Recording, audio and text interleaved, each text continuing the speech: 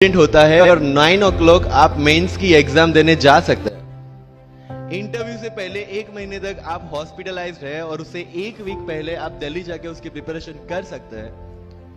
तो luck has to come with you, उसको आना पड़ेगा और आपको आईपीएस बनाना पड़ेगा। मैं एग्जाम के लिए निकला, मेंस मेरा था सुबह, GS3 का पेपर था।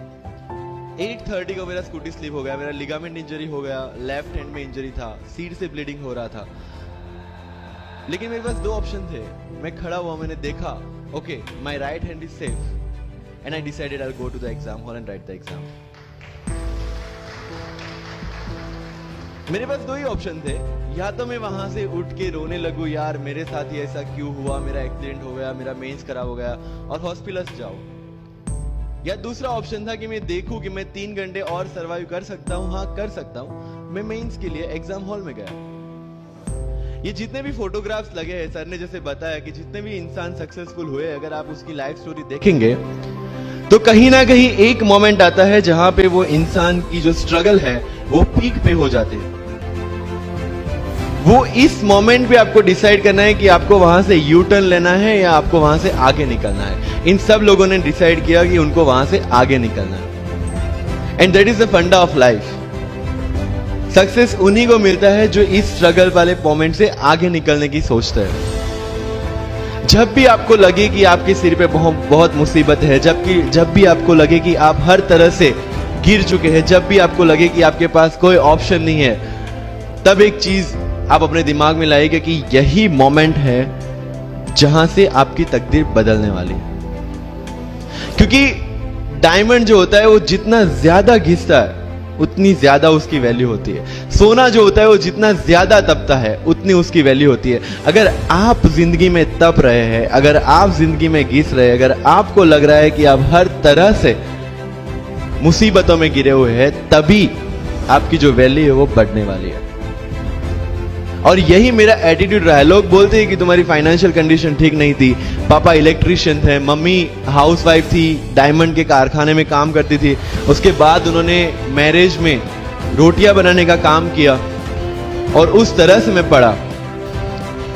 लेकिन जब मुझे पूछा जाता है कि ऐसी